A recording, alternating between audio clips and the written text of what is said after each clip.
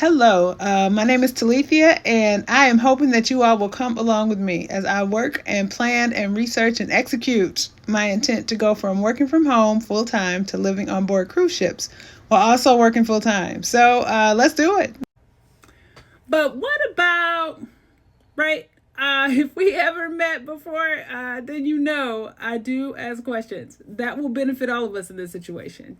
My name is Talethea, and I have been working through my intentional plan to go from working and living full time at home in a house to working and living full time aboard cruise ships. So I've got a few questions, and today we get to talk about them. My first question was, how long are the beds on cruise ships, right? I know different cruise lines will have different bed sizes, and I understand none of that is like written in stone, but I am a tall woman. I have been over 6 feet tall since about 8th grade. So whether or not my ankles will be hanging off on the edge of the bed is very important to me. So let's see what I found out when I Googled that.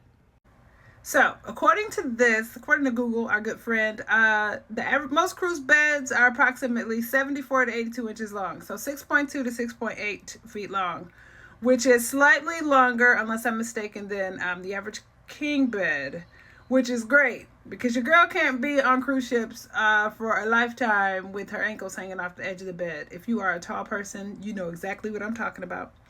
So good. It was good. It was good to see that. And it looks like they also were talking about like Royal Caribbean, Celebrity, Carnival, Holland America. So by these standards, it looks like my feet and my ankles will be fine, which is good. All right. So my ankles will be safe. My next question was, just as somebody who's planning to work full-time remotely, who actually has a job, we have meetings, right, was how good is the Zoom on board cruise ships? Like, I know there's Wi-Fi. How do Zoom meetings do? So let's see what we figured out there. So according to Google here, yes, cruise ships Wi-Fi can handle Zoom meetings, which is good. They talk about making sure we're picking the right package and having some flexibility. Widespread upgrades like low Earth orbit. So I have heard a lot about Starlink, and like the major cruise lines mostly all have it, which is good. I do always intend to keep the premium package. I'm going to be sure to have that included as one of the expenses for the cruise ship. And also another thing right there at the bottom, it says to turn off the camera. So we'll be sure to keep that in mind as well. So it's good to know. I did know that there was a way to do it. And here again, this is not all the research I'm doing, but it's good to see just for now that yes, that will be an option that won't be a hassle. It'll actually be something that'll be really helpful as I work from the cruise ship.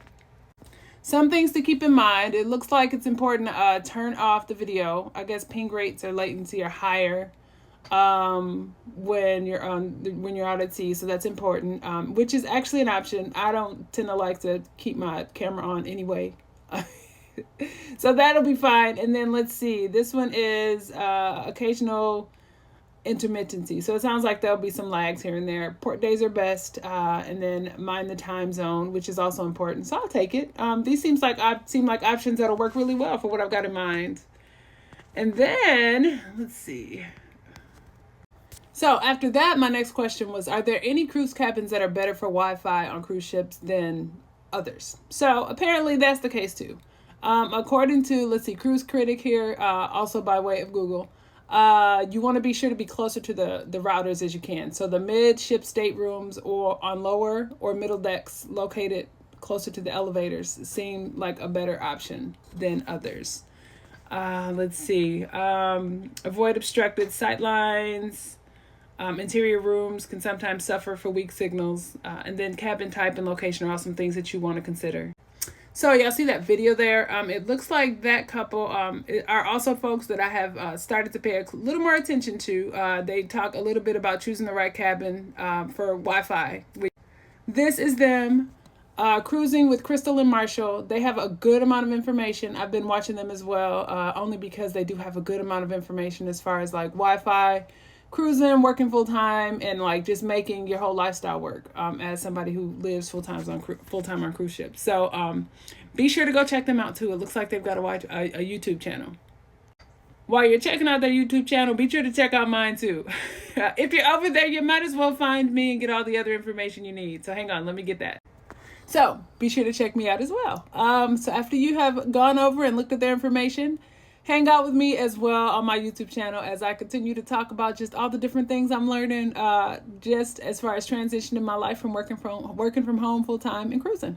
So those are the questions we dealt with today. How long are the beds? Will my tall self and my feet and my ankles be able to hang on to the entire bed? So apparently they can, which is good. What are our options as far as Wi-Fi, and what are the best cabins as far as being able to work remotely? So y'all let me know what you think. If there are any folks on here that are already working remotely or living full-time on cruise ships, tell me your experience. If you have just cruised, tell me how the Wi-Fi worked for you while you were out at sea.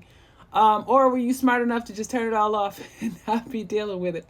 And also, just let me know what other information you have. Like, how did this particular situation work out with you when you were out online? Are you a tall person who had to figure out a way to navigate the beds, or were they just fine?